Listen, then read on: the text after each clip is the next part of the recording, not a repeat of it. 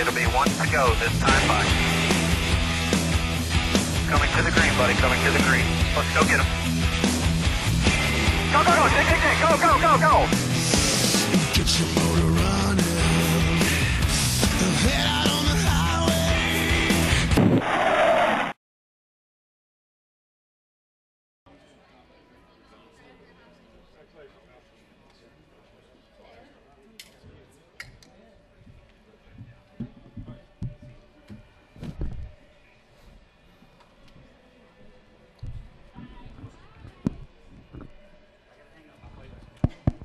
Okay, we're pleased to be joined by our pole setter for Sunday's LifeLock 400 here at Michigan International Speedway.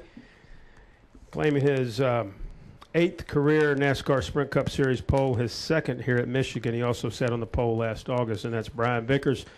He drives the number 83 Red Bull Toyota. Brian, congratulations on a great lap out there, and how's it feel to be pole sitter for Sunday's race? Thank you.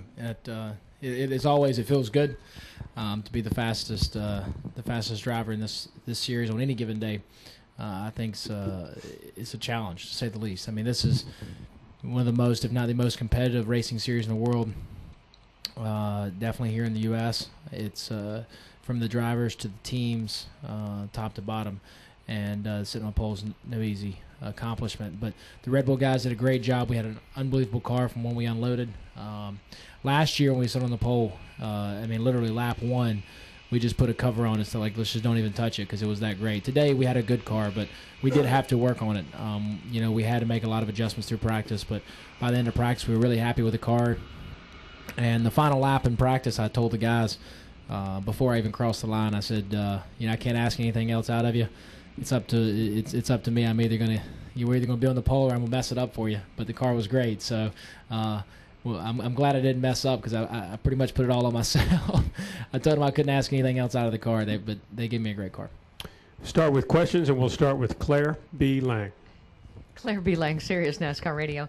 You know, there's so much talk about winning in Motor City where the manufacturers are based, and, you know, Jack Roush really wants to win here, and a lot of eyes on the manufacturers. How does it feel to be a Toyota winning the pole? What does that mean for Toyota here in Motor City?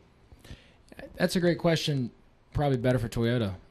You know, I mean, it may mean a lot to them. It may not. You know, I mean, personally, you know, I didn't grow up in the Detroit generation. I grew up in a national, international generation.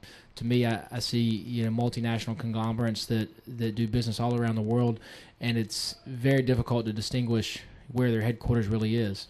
Probably the only person that can distinguish where any company's headquarters is these days is whoever's collecting taxes. I'm sure I can assure you Uncle Sam knows where their headquarters is.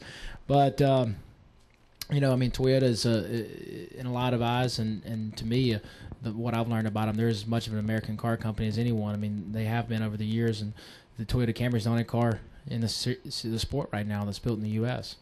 You know, so I don't really think about it that much. I mean, I have received that question several times, so it's not an uncommon question, but you know, I don't know. It's probably a good question for Toyota. It probably bothers the big three more than I think Toyota really cares. I think a pole for them anywhere is special. Especially, I know it is for me.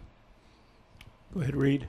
Reed Spencer, Sporting News. Brian, you seem to have this qualifying thing down pretty well. I think this is your 8th career pole, I think. What is it going to take to convert this into a victory on Sunday? Well, that's a good question. We've had the poles and we've had the fast cars. You know, we had the car to win here last year. You know, right up to the very end of the race, we thought we put ourselves in a great position. Late caution, and we got put back several positions under the last caution for some reason. You know, later NASCAR, you know, admitted they made a mistake in the ordering that cost us the race. You know, so I mean, we did all we could. You know, Charlotte, there again, we did all we could. We had the car to win, and the rain just came at the wrong time. Now, granted, there's a lot of races this year where we could have done better. You know, hopefully we can do our part again Sunday, have the best car, make all the right decisions, and beyond that, we're just going to have to get some luck. You know, I hate to always be the driver or, you know, anybody. It's not the way I was raised to just put it off always on luck, but, you know, it seems like every time we have the car to win, like something happens that's truly out of our control. You know, hopefully we can do our part, and whatever else happens, happens. Question in the back. Go ahead, Brett. Brett McMillan from PRN. You know, Brian, you've had a lot of success at this track. How much of a role does confidence play when you walk in the gate knowing that this is someplace we run well?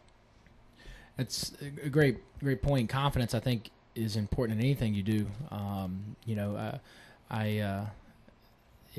was told from a very young age cocky is inappropriate, and that's always been instilled in me from my parents from the very beginning. So there's a fine line there, but I think internally you have to have a certain amount of confidence in anything you do. It doesn't matter if you're a sports writer or you're a race car driver. You have to believe that you can do what you're doing.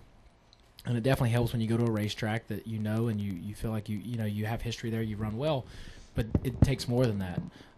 Pocono last week wasn't one of our best races, and historically it's been one of the best. I've had a lot of top fives there.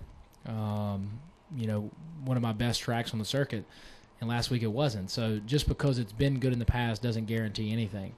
You still got to work hard for it, and all the pieces have to be put in place, and everybody has to do their part. Other questions for Brian? Go ahead, Reed.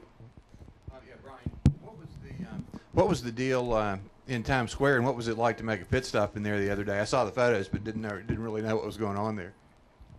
Yeah, we just decided to do a pit stop in Times Square. Why not? It was fun. It was a lot of fun. I really enjoyed it. New York City's it's an amazing city. To have the opportunity to do a pit stop in Times Square was pretty special. I think it generated a lot of press for the sport, for the city, and it was fun. Any other questions for Brian? Okay. Well, good luck on Sunday. Yep. Thank you.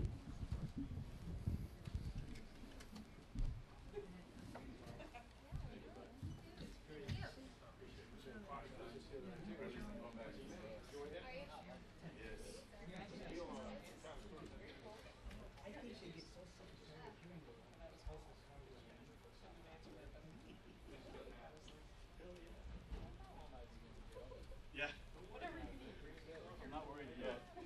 Nice to meet you, Kyle Shack. How are you?